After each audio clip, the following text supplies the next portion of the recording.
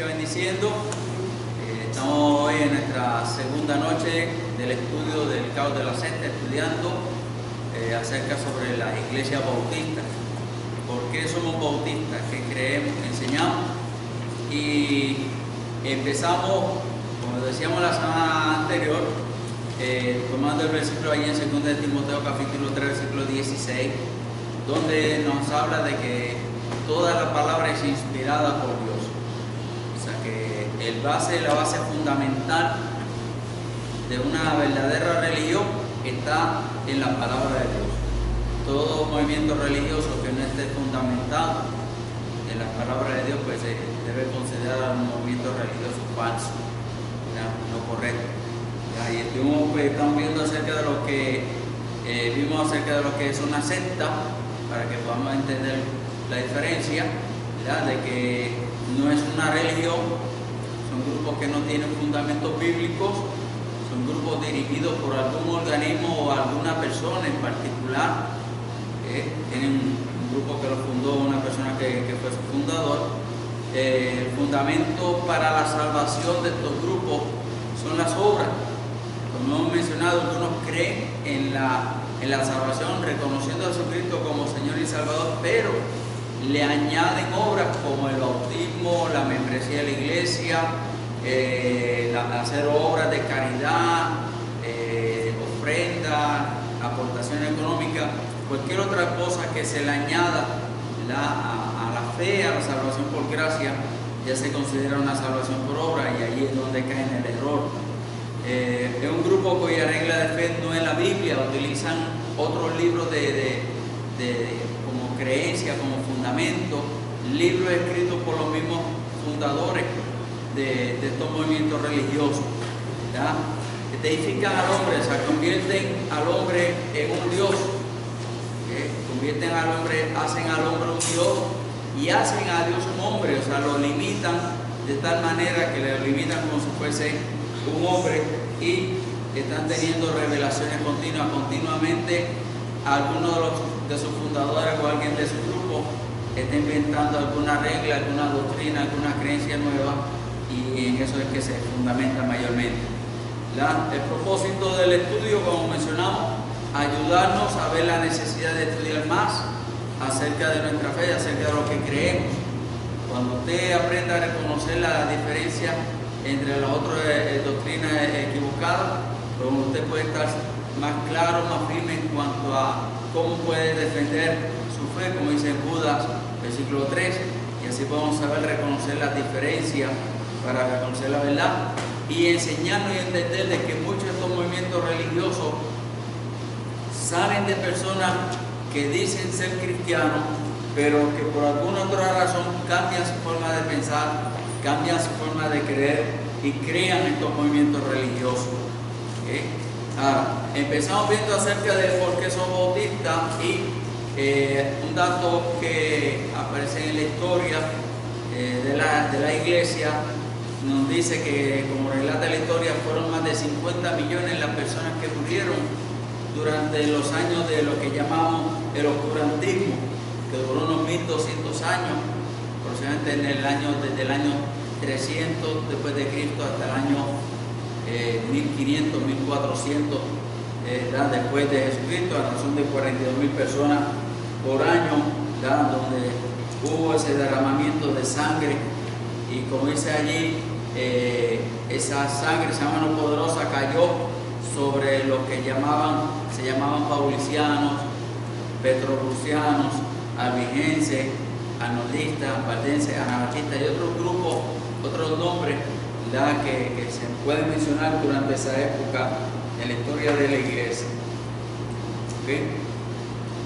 De muchos grupos religiosos se puede mencionar quién la fundó, quién es el fundador y en qué año fue establecida, en qué año se fundó como organización, como religión, como iglesia, pero ese detalle, como es lo que estamos viendo, ese rastro, ese hilo de historia, no se puede establecer de las iglesias bautistas, porque no hay una fecha, un año específico de donde se diga, pues mira, fulano de tal estableció, organizó, creó iglesia, el movimiento o el seguimiento de los bautistas. No existe, no hay datos históricos que nos hablan de eso, por eso es que estamos presentando el estudio de esta manera, trayéndonos desde el origen, desde dónde salió esa idea, ese principio, ese conocimiento de la iglesia bautista. Y como mencionamos, que si lo que vemos desde el punto de vista bíblico, que es de donde se debe coger, si queremos hablar del surgimiento de alguna religión, encontramos que en la Biblia solamente se menciona a una persona el cual tenía el apodo de bautista, y era Juan, el cual era el hijo de Zacarías y de Elizabeth, que eran parientes. Elizabeth era pariente de María, la madre de Jesús. Por tal razón, Juan, el que se apodaban el bautista, era primo del Señor Jesucristo. ¿Okay? Y se le llamaba el bautista por la práctica de bautizar a creyentes. San Juan el Bautista no bautizaba incrédulos, San Juan el Bautista no bautizaba niños, Juan el Bautista no bautizaba infantes, no bautizaba recién nacidos.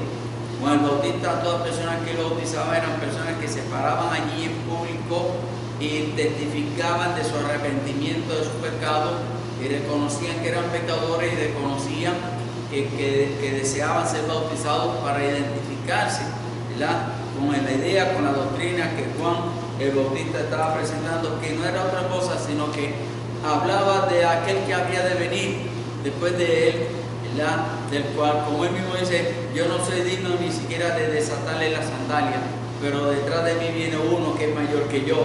Era parte del mensaje de Juan el Bautista cuando él les predicaba acerca del arrepentimiento del pecado y el mantener esa convicción de la necesidad de arrepentirse, de vivir vida santa, vida agradable delante del Señor. Pues la Biblia nos enseña que fue lo que le causó la muerte a Juan el Bautista cuando fue mandado a ser decapitado, ¿verdad?, por culpa de la hijastra de Herodes en aquel entonces. Ahora, siguiendo con la historia, la Biblia nos relata, utilizando el mejor libro de historia que hay de la iglesia, que es la Biblia, nos relata de que Cristo fue quien constituyó a los discípulos como iglesia, como ese grupo. Hay dos principios bíblicos, hay dos ideas, dos convicciones en cuanto al surgimiento de la iglesia. Algunos piensan y creen que la iglesia ya estaba constituida cuando era Jesucristo con sus discípulos, ese grupo, ¿verdad?, que caminaba por todas partes, ese grupo que comprendía a los hombres y mujeres que seguían a Jesucristo. Algunos entienden que ya ese era la iglesia. Otros entienden de que la iglesia per se, la iglesia como organización, como congregación, se establece después del día de Pentecostés, allí en el libro de los Hechos, capítulo 1. Ahora bien, sí, algo que debemos entender, ¿verdad?, era que ese grupo iba creciendo desde que Jesucristo le dio la comisión, el mandato a sus discípulos de ir por todo el mundo y predicar el evangelio. Allí en Mateo capítulo 28, Marcos capítulo 16, ellos iban predicando el evangelio por todas partes, y esa evangelización se esparció por todo el mundo conocido, como la misma Biblia enseña, de que aún el mismo apóstol Pablo dice en el libro de Romanos que iba a pasar por Roma cuando fuese camino a España.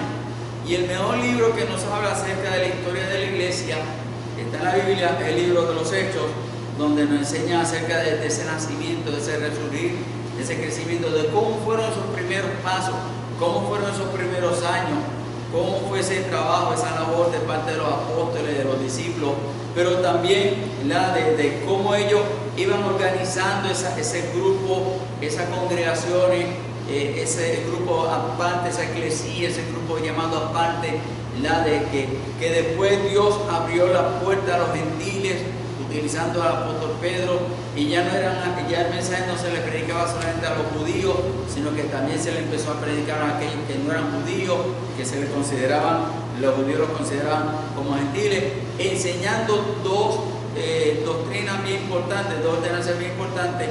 Número uno, el bautismo de creyentes, por inmersión, según el mismo Señor Jesucristo lo practicó allí en Mateo capítulo 3, por Juan el Bautista, y la ordenanza de la Santa Cena como recordatorio, como memorando de ese día en que Cristo murió en la cruz, derramando su sangre, y de que como Cristo también resucitó, y de que algún día vendrá a buscar a la iglesia para estar juntos y volver a tener ese tiempo de comunión. Ese era el mensaje básico, la que se enseñaba en aquel entonces, naturalmente el arrepentimiento, la salvación por la gracia, por la sangre derramada en la cruz del Calvario por parte de Jesucristo.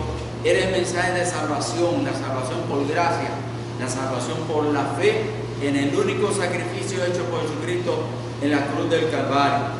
Y ese era el fundamento que la iglesia utilizaba en aquel entonces, ese fundamento bíblico de la primera iglesia, y se empezaron a establecer, como enseña el apóstol Pablo, allí en el capítulo 3 de 1 Timoteo, líderes que dirigieran esas iglesias, las cuales se iban organizando individual, independientemente la una de la otra, y líderes que se establecían, que salían de esas mismas congregaciones, que se llamaban pastores y se llamaban los diáconos, que eran los que habrían de administrar, los siervos escogidos por Dios, que habrían de administrar esa iglesia y llevar la iglesia en el camino de la palabra del Señor, predicando el Evangelio. En ningún sitio, como dice allí, no existe ningún versículo en la Biblia, no existe ningún versículo en la Biblia de que se haya ordenado, que se haya llamado a las mujeres a el pastorado de alguna iglesia. En el Nuevo Testamento no hay ninguna mujer pastoreando ninguna iglesia, porque no existe ningún versículo que permita, que exhorte, que invite, que anime, que hable de que Dios permite que también la mujer pastoree alguna iglesia. En el Nuevo Testamento, y mucho menos en el Antiguo Testamento, hay algún versículo que hable acerca de eso, por eso que no ponemos ninguno allí, porque no hay ninguno que apoye, ¿verdad?, ese punto que muchas denominaciones pretenden utilizar hoy en día. ¿Okay? El gobierno, como decíamos, de estas congregaciones era un gobierno democrático. O sea, democrático quiere decir que no se le imponía a nadie, no se le imponía, no se le exigía, sino que las personas que estaban allí estaban bajo su propia voluntad, estaban bajo sus propios deseos, querían estar allí, querían permanecer allí, porque entendían que deseaban y que Dios los había llamado a estar ahí. Y ellos tomaban las decisiones ellos. No podían hacer, los miembros que eran parte de esas congregaciones no eran, o sea, todos tenían que ser bautizados, pero naturalmente todos tenían que ser creyentes.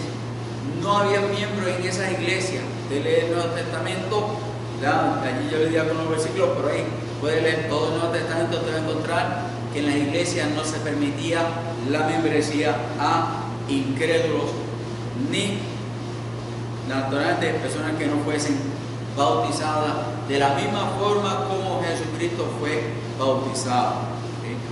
En la iglesia del Nuevo Testamento, de donde surge la iglesia, se enseñaba de que solamente Cristo fue su Salvador, de que solamente Jesucristo era el fundador, la base, lo que la Biblia llama la roca sobre la cual la iglesia fue establecida, se llama Jesucristo.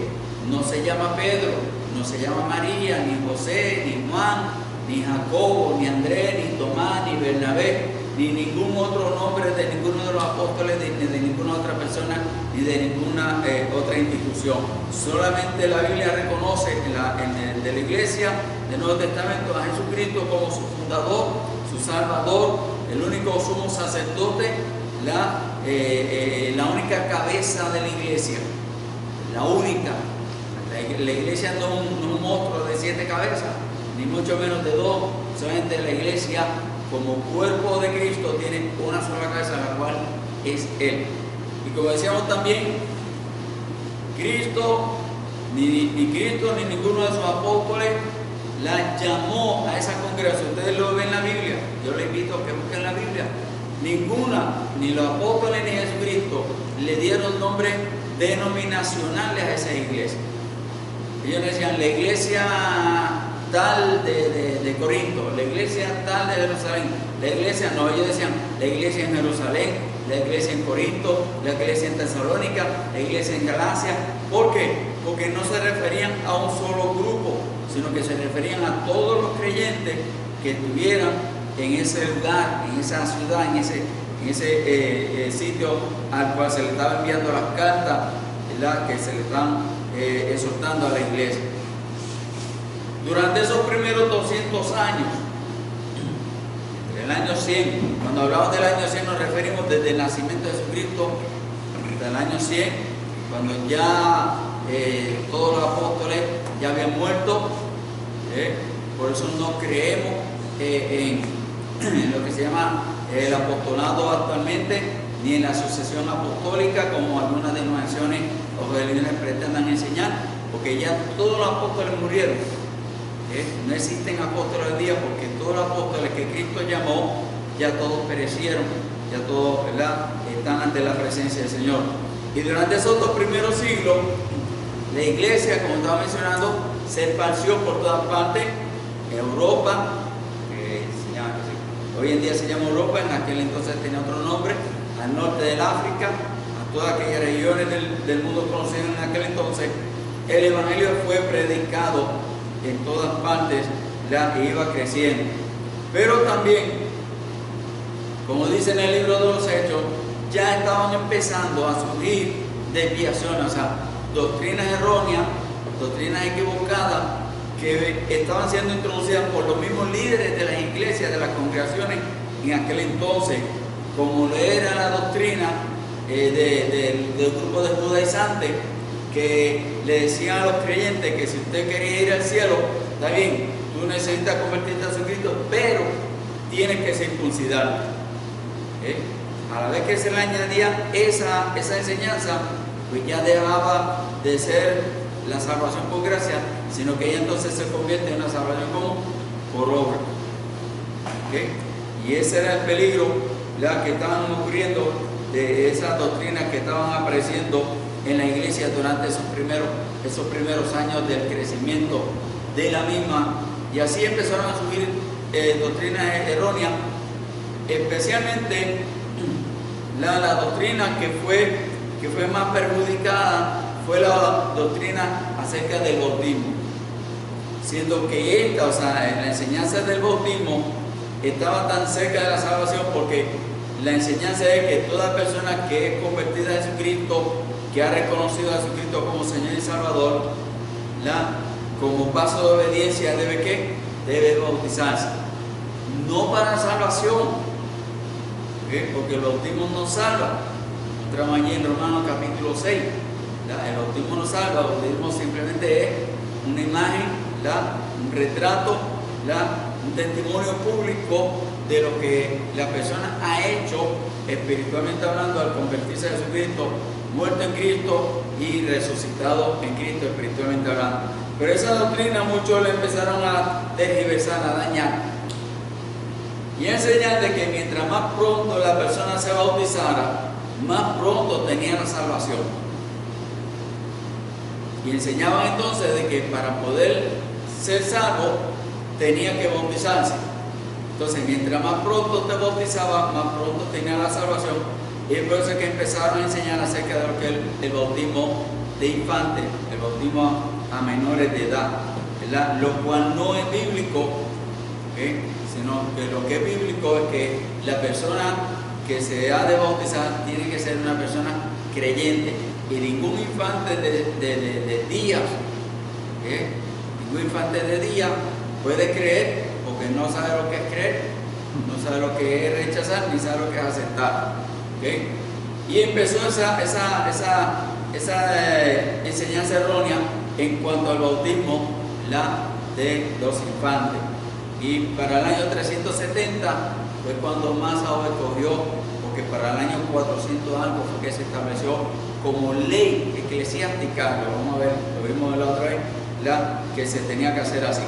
Es por eso que durante los primeros 3 siglos las congregaciones se mantuvieron mayormente allí firmes en las doctrinas fundamentales que enseñaba la Biblia, por los apóstoles, doctrina que se les fue enseñada por Jesucristo, y naturalmente se mantenían independientes como congregaciones sin recibir ayuda del gobierno del Imperio Romano. Al contrario, el Imperio Romano lo que hacía era los perseguía, los quería eliminar y destruir, hacerlos desaparecer, porque recuerden que siempre el emperador se ha creído que Dios, y para ellos el emperador era el Dios máximo, como sucedía también en Egipto con el faraón. Todos estos imperios siempre pecaron de ese problema de creer que sus líderes eran los dioses máximos. ¿Okay? Ahora, fueron 3 doctrinas las que más se observaban durante esos años. Número 1, la separación e independencia entre las iglesias. Cada congregación obraba aparte, cada uno tenía su camino. Naturalmente tenían en común que las doctrinas, las enseñanzas, la fe, el bautismo, todas estas doctrinas fundamentales, pero cada una trabajaba individual una de la otra. Oficiales de la iglesia, cada una tenía sus pastores y sus diáconos, y naturalmente el bautismo de los creyentes. No fue sino hasta el principio del siglo III, en el año 313, cuando vimos la llegada de Constantino como emperador de Roma, donde lo cambió todo. Cuando él decidió supuestamente hacer un concilio, una unión, después de él haber visto la visión de esa estrella, cruz brillante, y que cuenta vencerá esa visión que tuvo. Él creía que tenía que hacerse cristiano, lo cual nunca sucedió. Él nunca hizo una decisión con Cristo, nunca fue cristiano, pero sí quiso unificar el gobierno secular, el gobierno secular con la religión, con el gobierno religioso, y así lograron una alianza a la cual citó a todas las llamadas congregaciones, iglesias cristianas en aquel entonces. No todas asistieron, eso es muy importante, no todas asistieron, gracias a Dios. Hubo un remanente que se mantuvo fiel, alejado a esa unión, a ese convite que quería ser el gobierno, la jerarquía del imperio en ese entonces, a la cual muchas subieron, y donde surgió lo que se llamó la jerarquía, destronando a Cristo como cabeza de iglesia y entronando al emperador de Roma como cabeza tanto del gobierno secular como cabeza de la iglesia en aquel entonces. O sea que todas las congregaciones tenían que creer, pensar, enseñar, dirigir su grupo según el emperador lo creyera, según el emperador lo estableciera. Como decíamos, él nunca fue cristiano, nunca hizo una decisión, sino que siempre aún tenía, en cuanto al bautismo, él tenía su duda, porque él creía, y si que hay de los pecados que yo voy a cometer después que me bautice, ¿cómo me voy a librar? ¿Cómo me voy a salvar de ellos? Y pospuso, aguantó hasta el día de su muerte el que fuese bautizado, porque él enseñaba y creía que el bautismo era la forma de salvación, limpiaba los pecados. No fue sino hasta el año 416 que la jerarquía de lo que aún hoy en día se llama Iglesia Católica, que fue la iglesia gobierno que estableció Constantino, la estableció como regla el bautismo de infante, y eso fue, ya vemos lo que ha surgido y ha estado pasando con eso. Todo eso provoca y sigue provocando, al contrario, se pone peor la situación en cuanto a la persecución de parte de lo que ahora es el gobierno iglesia.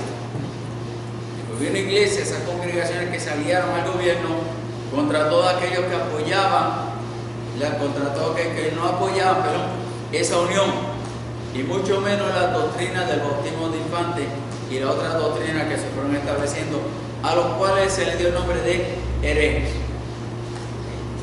Se les dio el nombre de herejes, se les prohibía llamarse cristianos, y es de allí donde salen entonces los nombres que hemos estado mencionando, como Petro Prusiano, Anabatista, Albigense, Valdense, etcétera, etcétera, etcétera. La vez pasada yo les di una asignación, ¿cierto? ¿Cierto? ¿Está grabado? Ahí, no chequear. 2 semanas. hace 2 semanas. Tuvieron 2 semanas. Ok. ¿Quién tiene su parte? ¿Quién logró conseguir algo? ¿Quién tiene los valdenses? ¿Aparecieron los valdenses? ¿A quién le toca a los valdenses? ¿Aparecieron? ¿Qué encontraste? ¿Quién habla fuerte? ¿Y aquí? No me digas tú, diga algo de ellos. ¿De dónde salieron? Tienes que hablar fuerte para que te oigan allá en Alemania y Suiza. yo no te oigo. Alemania y Suiza. ¿Quién fundó el grupo de los valdenses? Se llamaba Pablo Baldo, o Pablo Valdés. Eso fue, él era un hombre rico, adinerado en aquel entonces.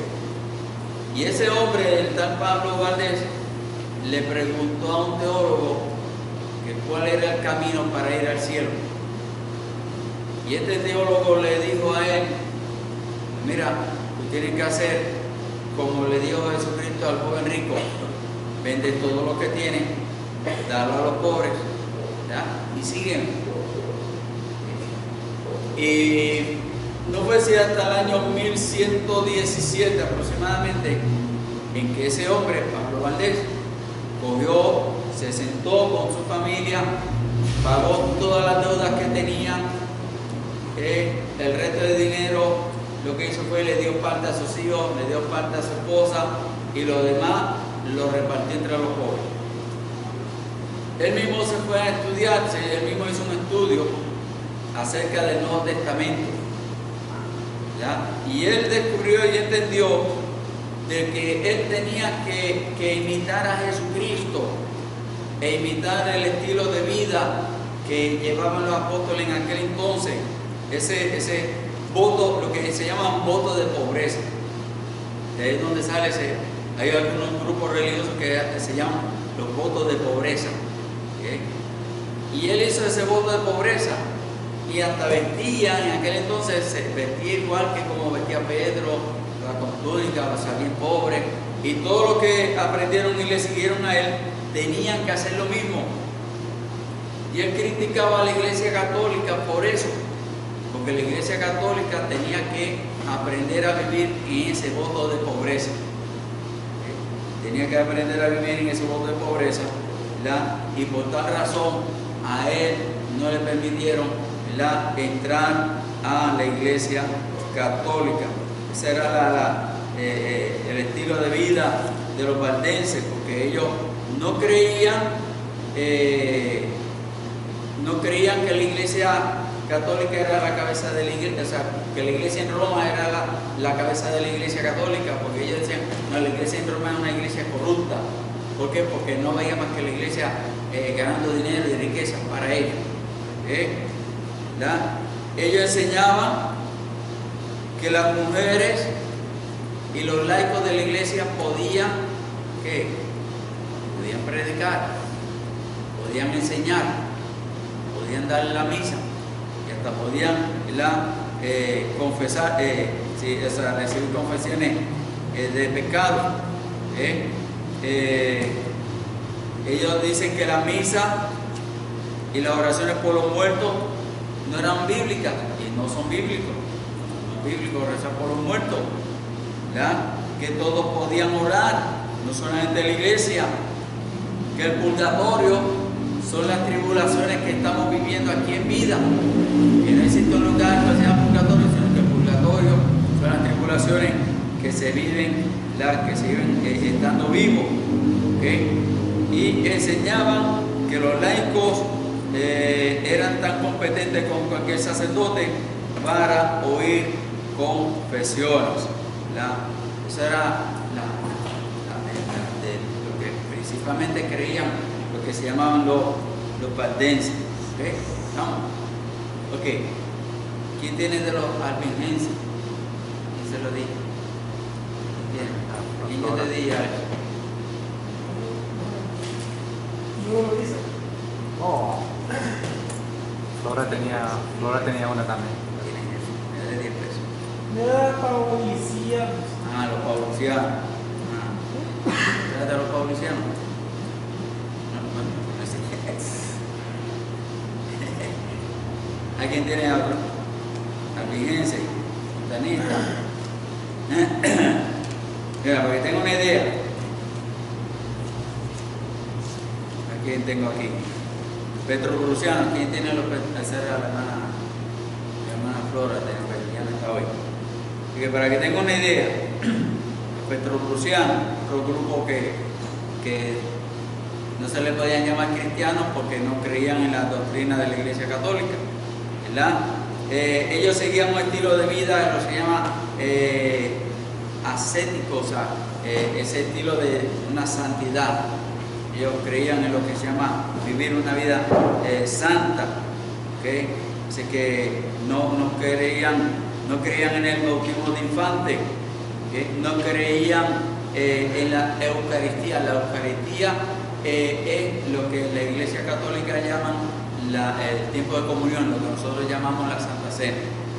Pero en la Iglesia Católica le llaman tiempo de comunión, que es cuando la persona pasa al frente a buscar el pan, es el tiempo de comunión. No creían en la Eucaristía, no creían en los templos, no creían en la ceremonia, en la misa, no creían en las oraciones por los muertos, ¿verdad? No creían en la veneración de la cruz, porque ellos creían que la cruz era un instrumento por el cual se le causó la muerte de Jesucristo, y en vez de venerarla, lo que debían hacer era despreciarla, odiarla, y por tal razón este grupo se pasaban quemando cruces y se pasaban entrando en los templos, en la iglesia, destruyendo los templos que tuvieran cruces, ¿verdad? Y quemando los templos con las cruces, destruyendo todos los sitios donde hubieran cruces. Y esta gente terminó de esa misma manera, porque cada vez que encontraban a los petrocrucianos, los sentenciaban a muerte. ¿Cómo? Quemándolos. Así que así fue como desaparecieron lamentablemente los petrocrucianos, que no creían en la cruz, las quemaban. ¿Okay? Para que tengan una idea, mire, los albigenses, ¿okay? Este es uno de los grupos más antiguos que hay. Albigenses o Catari, era el nombre, se les llamaban los puros. Y ellos, su nombre sale de una ciudad que se llama Albi, que está al sur de Francia. Y esto era un grupo que se llamaba, que era dualista. ¿Qué quiere decir dualista? Que creían en dos cosas, creían en dos poderes, creían en el poder malo y creían en el poder bueno. Ellos creían que el mundo, este mundo natural donde vivimos, planeta Tierra, lo creó el poder del mal, y que el mundo espiritual, ¿ya? El cielo y todo lo que tenga que ver con el mundo espiritual, lo creó el poder del bien. Y que ellos enseñaban que esos dos poderes salían porque Dios tenía dos hijos. Dios tuvo dos hijos. Uno se llamaba Satanás, que él se rebeló, y el otro se llamaba Cristo, que fue el Redentor. ¿Okay? Y ellos creían en eso, de que existiendo mal. Ellos enseñaban de que aún no era posible, de que si ellos decían, si ellos no fuesen mal, si este mundo fue creado por lo malo, quiere decir que Jesucristo no pudo tener un cuerpo carnal en este mundo, porque Jesucristo no podía tener nada malo, porque él no era malo. Jesucristo era el Hijo, Redentor de parte de Dios. Por tal razón no podía tener un cuerpo malo, un cuerpo carnal, porque todo lo que sea de esta creación pues era malo. Y yo quiero apuntar este detalle, o sea, porque quiero leerlo para que ustedes vean, porque aunque esto ocurrió en grupos que ya supuestamente no existen, o sea, hoy en día hay grupos que tienen utilizan estos puntos para algunas de sus doctrinas fundamentales. ¿Ya? Por ejemplo, ellos, los albigenses tenían dos grupos principales, ¿okay? Los que habían logrado la plenitud de sus caminos, de su vida, se les llamaban los perfectos. Esos eran los que habían completado todo, eran, bueno, perfectos, era lo mejor que había. ¿Okay? Para ser de ese grupo, escucha bien Alex, escucha bien, para ser de ese grupo era por medio de un bautismo espiritual. No era bautismo por inmersión, no era bautismo por agua, era un bautismo espiritual, ¿verdad? Que se lograba cuando otro perfecto lo reconocía y se llegaba a lo que se llama una consolación.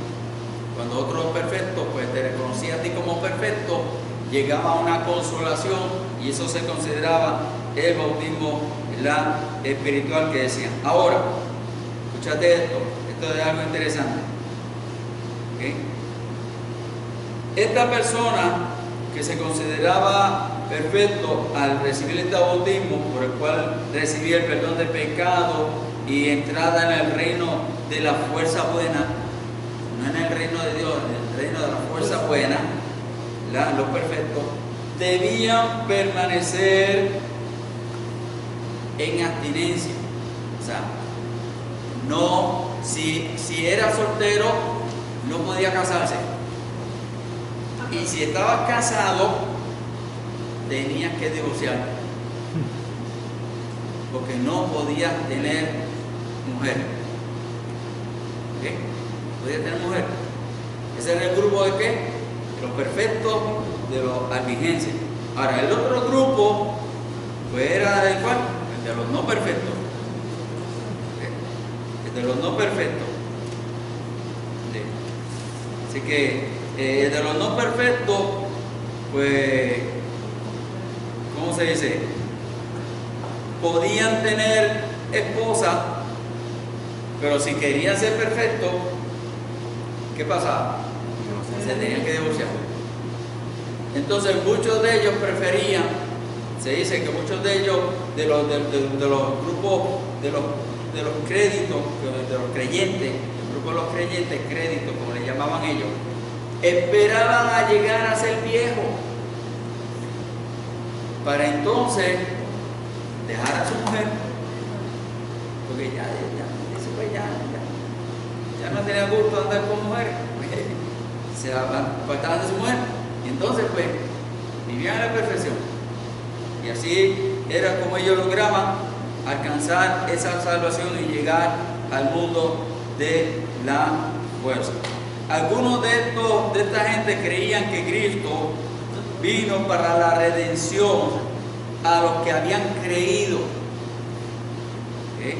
Pero creían que como toda carne, como les dije ahorita, como toda carne es mala, todo lo creado aquí en este mundo es malo, Cristo no podía tener un cuerpo carnal, ¿ya? Ni su muerte pues se logró, porque como no tenía un cuerpo carnal, pues él no podía ¿qué?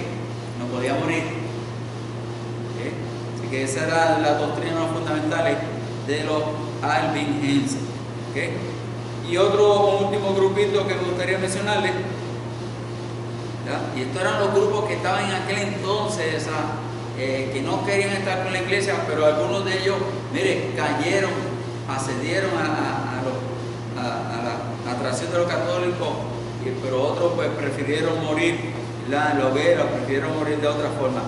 Eran los que se llamaban los montanistas, que este grupo fue fundado por Montano, se llamaba Montano de Frigia. Frigia es una ciudad en Asia Menor, ¿ya? Se menciona en la Biblia, Frigia, entre el año 200 y el año 400 después de Jesucristo. ¿Okay? Dice, representaba un avivamiento de los profetas, ¿verdad? Y sobresalían entre todos los demás creyentes dedicados en la iglesia. Era como un llamamiento a los cristianos a vivir una vida,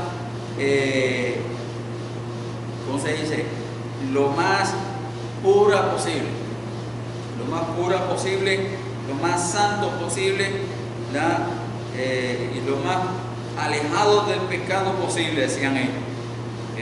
Creían en el fin del mundo, creían en la segunda venida de Cristo, creían en el establecimiento de la sociedad ideal, de la Nueva Jerusalén, como menciona el libro de Apocalipsis.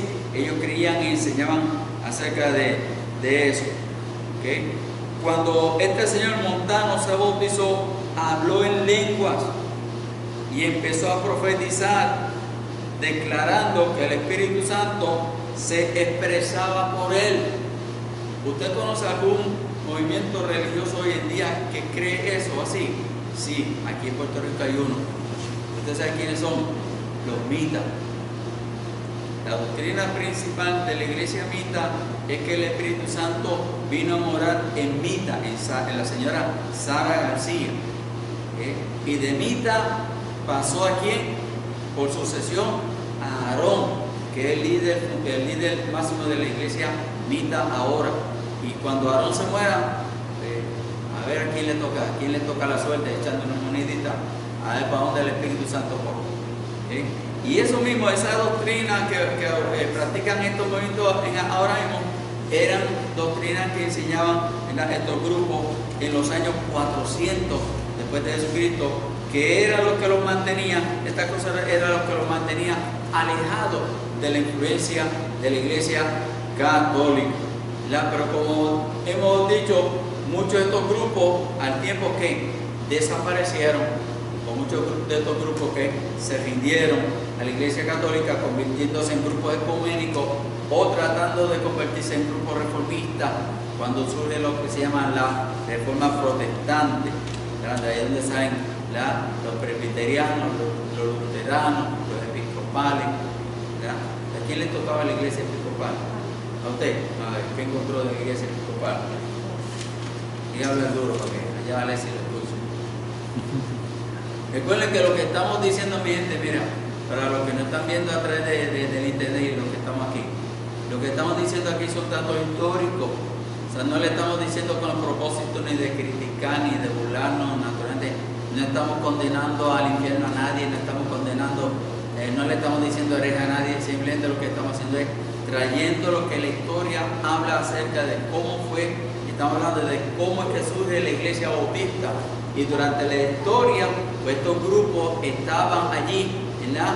Y entre esos grupos pues había un grupo que eran quienes, los anabaptistas, que estaban entre esos grupos, que fueron los que mayormente se mantuvieron lo más alejados de toda esa gente, de todos esos fabulosos que hemos hablado. Surgió uno que se llama la iglesia episcopal o iglesia anglicana. Creación de la iglesia anglicana fue cuando el rey de Inglaterra, Enrique VIII, que era de la dinastía Tudor, él estaba casado con Catalina de Aragón, que era de la realeza también, hija de Isabel y Fernando. Entonces él se enamoró de Ana Bolena. Como estaba casado, la iglesia católica no le permitía divorciarse. Así es que él rompió con la iglesia católica y se declaró él como jefe de la iglesia. Como cabeza de la iglesia. Anuló al Papa, o sea, el papado. Esto viene siendo como una iglesia católica sin Papa. Okay.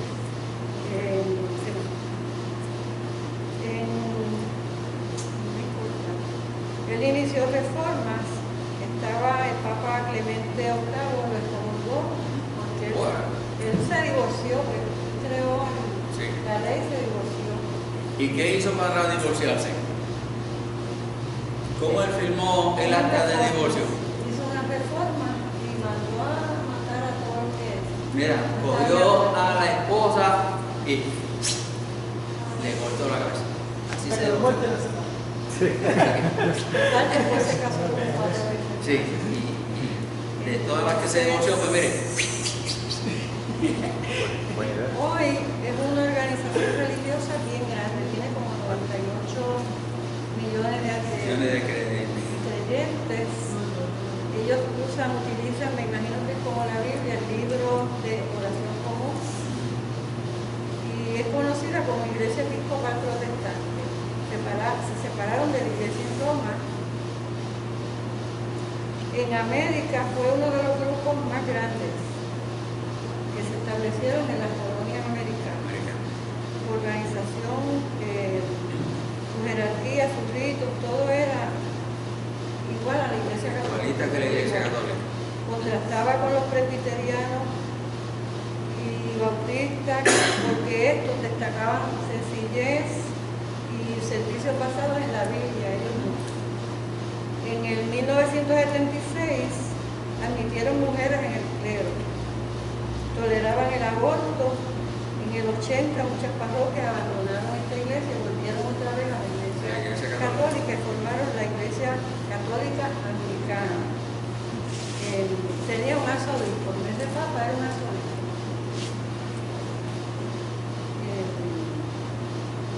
Ellos tenían sus criterios esenciales en fe, en la ética, la Sagrada Escritura, Antiguo y Nuevo Testamento. Tenían dos sacramentos, que era el bautismo y la cena, Santa Cena. Y el episcopado pues era una cosa tradicional como la de los católicos, las cosas administrativas. No veneraban santos, pero tenían imágenes de Cristo y de la Virgen María en su iglesia. Eran los únicos santos que tiene la iglesia episcopal, que a Jesucristo y a María. No tienen otros ídolos, no tienen más santos. Ordenaron mujeres y la primera fue Clementine Harris en 1990. Autorizaron la unión en sexos de personas del mismo Creen y sexo. apoyan el matrimonio del mismo De hecho, sexo. tenían un obispo episcopal, lo tienen, no sé, Jim Robinson, y se declaró que era homosexual. Gracias, Manita. Muy bien. Okay. Y como digo, la única básica diferencia entre la iglesia episcopal y la católica es que los episcopales se pueden casar. Todos los demás es prácticamente lo mismo, porque ellos creen en el purgatorio, creen en los besos a los muertos, creen en todas esas cosas, no veneran santos más que a Jesucristo y a María, ¿verdad? Pero básicamente, fundamentalmente hablando, casi lo mismo, porque salieron, dice la historia, dijo la hermana, salió Enrique VIII, era católico, ¿okay? Simplemente porque como no lo quisieron divorciar, pues él creó su propia religión. Y como él era el emperador, él era el rey, pues había que hacer lo que él quería.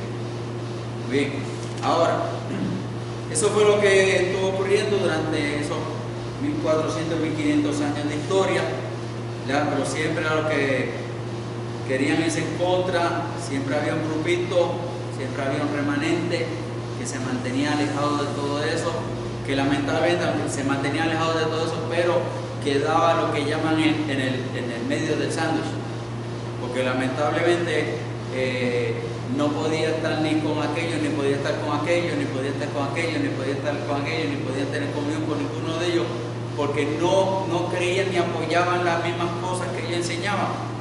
Los anabatistas no creían igual que los pretrolucianos ni montanistas, no. O sea, y por eso que traímos estos detalles para que ustedes entiendan de que durante esa época ese grupito se mantuvo alejado, separado de todos los demás grupos, pero fiel en la enseñanza de lo que la Biblia sí enseñaba. Con el tiempo, pues dejaron de llamarse anabatistas. Recuerden que anabatistas, pues como decíamos, ese nombre se lo dieron ¿quiénes? Pues los enemigos, o sea, los demás. Como cuando hoy en día te dicen, mira, aleluya, mira, fanático, ¿verdad? Pues entonces ese sobrenombre, ese apodo, pues se le daba a aquel grupo que mayormente enfatizaban en el arrepentimiento, en la salvación por la gracia y en el bautismo de creyentes. Todos los que venían a ellos, que querían hacerse parte de sus congregaciones, tenían que declarar que eran creyentes y tenían que ser rebautizados o bautizados por inmersión conforme a la Escritura. ¿Okay? ¿Ya? Y se llaman bautistas, nombres como hemos mencionado, que era con el que se reconocía a Juan, ¿ya? Como dice allí en Lucas capítulo 6, cuando el mismo Señor Jesucristo está reconociendo a Juan como el Bautista. ¿Okay? Los bautistas como congregación empezaron a aparecer para el año 1523 allá para Alemania, Suiza, en el centro de Europa, 1525 por ahí, mucho antes de lo que se llamaba la Reforma protestante, donde surgieron los presbiterianos, luteranos, episcopales, como mencionó la hermana. Por tal razón los bautistas no somos protestantes.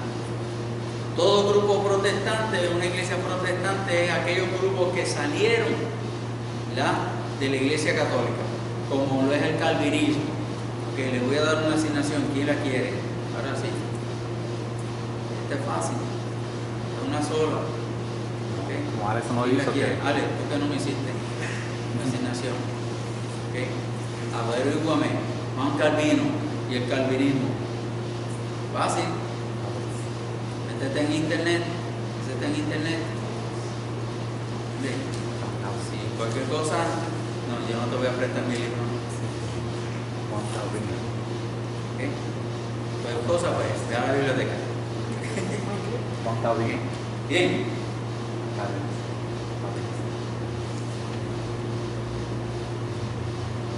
Ok. Tras muchos años, como la Biblia enseña, la Biblia dice allí en Hechos capítulo 1 que el Evangelio iba a ser predicado por todas partes, seréis testigos en Jerusalén, en Judea, en Samaria y hasta lo último de la tierra. Cuando Jesucristo hablaba de lo último de la tierra, también hablaba de dónde? De América. ¿Okay? Aquí de América. ¿Okay? En 1607 fue cuando empezaron a llegar esos grupos de inmigrantes huyendo de allá de Europa. Llegaron a lo que se llama hoy en día América. En aquel entonces pues no se llamaba América, se llamaba Nuevo Mundo. Y esos grupos, entre esos grupos habían diferentes grupos, todos con el mismo propósito: buscar libertad. Libertad política, libertad económica y sobre todo libertad religiosa. Entre los emigrantes de América había muchos bautistas dispersos, todavía llamándose como anabaptistas, que vivían en cierta libertad al irse estableciendo en las colonias. Se establecían con sus costumbres religiosas, las cuales consideraban a los bautistas como herejes. ¿Okay? Muy pronto los bautistas ya eran numerosos, pero pronto empezaron a sentir la mano dura de las tres. ¿Cuáles tres? La iglesia episcopal, la iglesia católica y la iglesia protestante, o los otros grupos que estaban surgiendo de la iglesia católica en ese entonces. ¿Okay? Y estos, pues, como nadie los aceptaba, eran arrestados, eran multados, eran castigados, eran desterrados del mismo sitio. O sea, si usted era bautista, lo reconocían aquí en Mayagüez, pues mira, tú no puedes vivir aquí en Mayagüez, mudarte para Cabo Rojo, para Miguero, para Las Marías, pero no puedes seguir viviendo aquí en Mayagüez. Y lo botaban del sitio o de las colonias, como se llamaban. Esto ocurrió durante el surgimiento de las llamadas colonias en Estados Unidos, cuando en el 1663 se establece como dice ahí, legal institución real, o sea, reconocida en el reino de Inglaterra por el rey Carlos II, rey de Inglaterra, la colonia de Rhode Island. Esta colonia fue establecida por bautistas, específicamente bautistas que eran desterrados de las otras colonias, como fue Rogerio Williams o John Clark, que fueron desterrados de las colonias cercanas, eran predicadores bautistas y fueron desterrados. A Clark lo desterraron cuando a él lo invitó un miembro de la congregación que fuera a su casa a orar por ellos, y cuando ellos fueron, que tuvieron allí lo que llaman un culto de oración, un grupito orando, llegaron unos líderes de los otros grupos allí a la casa donde se estaban reuniendo, los agarraron presos, los llevaron a otro sitio donde estaban dando un culto de los otros grupos religiosos que estaban a favor de la Iglesia Católica, del gobierno de Iglesia, y allí le ordenaron, los destituyeron, los desterraron de la colonia porque estaban en el culto con el sombrero puesto. No quisieron quitarse el sombrero, pues los desterraron de la colonia, tenían que irse. O sea, esa fue la excusa para desterrarlo, pero el propósito de desterrarlo era para que no siguieran predicando de Jesucristo en esa colonia, ¿ya? Porque ya ellos estaban predicando desde esa gloriosa libertad religiosa. Al ella establecer y permitirse este establecimiento de esta colonia, ahí en Rhode Island, ella establece su propia constitución. Cada colonia tenía su propia constitución, ese era el peligro de eso. Y ellos establecen su propia constitución en esa colonia. Y en esa constitución ellos establecen por primera vez lo que se llama hoy en día libertad religiosa. Libertad religiosa. Y poco a poco esta libertad religiosa se fue llevando a las demás colonias, tanto que las colonias, hubo un tiempo en que las colonias permitían a solamente un predicador, por lo menos podía haber un predicador bautista por colonia. O sea, Carolina del Norte, en todo Carolina del Norte podía haber un solo predicador bautista. En Carolina del Sur, un solo predicador bautista. En las demás colonias, un solo predicador bautista. No podían haber 2, ni 3, ni 4, ni 5. No podía haber nada más. No fue sino hasta el 1791, ¿verdad? Después que se declara la independencia y declara lo que sucedió en Estados Unidos. Para esa época que se establece ya oficialmente lo que se llama el Congreso de Estados Unidos, cuando el Congreso estableció la primera enmienda a la Constitución, que fue ¿cuál? Libertad de culto o libertad religiosa, donde se permite y ese que sucede hoy en día, gracias a Dios, que se puede tener la libertad de culto en cualquier parte del país, ¿verdad? Gracias al Señor por eso. ¿Okay? Y ese privilegio se debe a ese grupo de bautistas en ese entonces. ¿Okay? Matiani, apunta ahí. Mira, la tienes ahí. Hermano, búscate. Mira. Adoniram Hudson. Pasa, está ahí tu pasa. Sí, Adoniram Hudson solamente. La obra misionera comenzó en el 1793. ¿Cuándo fue que empezaron a salir los misioneros bautistas de Estados Unidos? El primero fue William Carey, la bautista inglés, misionero en donde? A la India.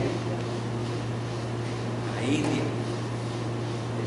Y Adoniram Hudson y Louis Rice en Estados Unidos. Durante los años de la esclavitud, los bautistas, ya para ese entonces, se habían esparcido por toda la nación, pero había una separación. Lamentablemente el racismo tocaba mucho también a los bautistas. Negros con los blancos. Eso fue la famosa guerra, ¿verdad?, en Estados Unidos, entre el norte y el sur. Y eso creó una separación entre los bautistas también, entre los bautistas del norte y los bautistas del sur. Y empezaron a distanciarse. Y ahí fue cuando, en ese entonces fue cuando empiezan a surgir iglesias de negros solamente. Entonces eran blancos, negros no se les permitían, ¿verdad? Pero ahora los negros tenían la libertad, gracias a la libertad que les dio el Congreso, de establecer sus propias iglesias solamente para negros. En el 1886 surge la Convención Bautista Nacional. En el 1907 se forma la Convención Bautista del Norte, que unió a muchos grupos de convenciones misioneras nacionales que estaban realengo, por decirlo así. Lograron unirse y se crea lo que se llama la Convención Bautista del Norte para el 1907. ¿Okay? Y vamos a ver qué hay que contar. ¿Okay? Algunas de las doctrinas fundamentales de estos grupos doctrinas fundamentales de los bautistas. Vamos a ver estas primeras 5, la semana que viene vemos las próximas 5. Seguimos viendo la otra doctrina y cuándo fue que más o menos tener un dato histórico de cuándo fue que llegaron los bautistas aquí a Puerto Rico. Los bautistas, doctrinas fundamentales, una iglesia espiritual que tiene a Cristo por su fundador, su cabeza y su legislador. Legislador, o sea, ¿cuál es el trabajo de un legislador? Él es el que establece ¿qué? Las leyes. Los legisladores son los que hacen las leyes del país. Pues en la iglesia, quien estableció la ley se llama ¿cómo? Se llama Jesucristo, la ley, su palabra. ¿Sí? Él es la cabeza. Encima de la iglesia, no hay una jerarquía, no hay esto, ¿verdad? Sus ordenanzas son únicamente 2: bautismo de creyente y la cena del Señor. Estas ordenanzas son meramente ¿qué? Simbólicas, no salvan. No salvan. Son ordenanzas de parte del Señor para honrar, glorificar, testimonio al Señor, ¿verdad? Pero no para salvación. Sus ministros son 2: obispos o pastores y los diáconos, siervos del Señor en la iglesia. No hay sucesión apostólica, como enseñan muchas iglesias. Sucesión apostólica. Sucesión apostólica es que se muere este, viene el otro, viene el hijo, viene el nieto, viene el otro, ¿verdad? Como hacen las monarquías, como hacen ese tipo de jerarquía. No. ¿Okay? Su gobierno es de una pura democracia y eso da carácter ejecutivo, no legislativo. O sea, ¿qué quiere decir eso? Que nosotros nos gobernamos, ¿cómo se dice? Nosotros somos independientes. La constitución de esta iglesia la creó esta iglesia. La constitución de esta iglesia no la creó otra iglesia, no la creó otra congregación.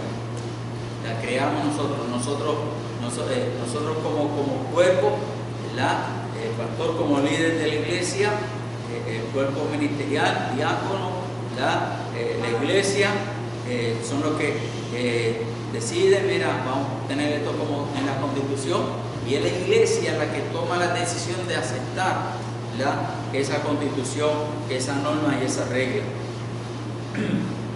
Sus leyes y doctrinas provienen solamente de la Biblia.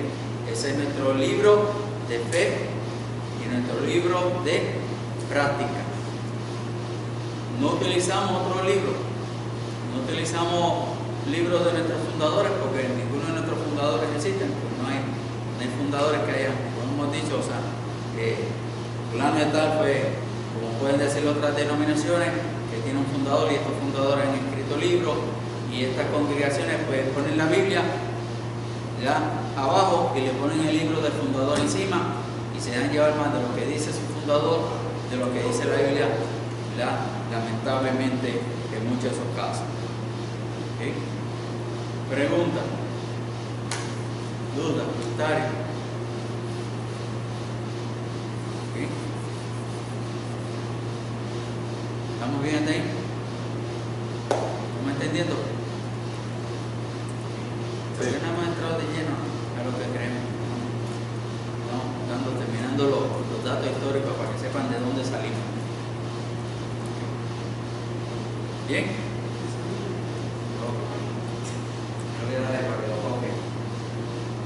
Por eso lo vamos a desglosar un poquito. Vamos a ir contando un poquito en la próxima clase. Bien, vamos entonces a despedirnos en oración. Recuerden los que nos están viendo por internet. Cualquier pregunta, cualquier duda que tengan, siéntanse en la libertad en el nombre de Jesucristo de hacernos la pregunta a través del sistema. Amén. Dios les bendiga. Vamos a orar. Padre glorioso y bueno, te alabamos, te bendecimos a ti.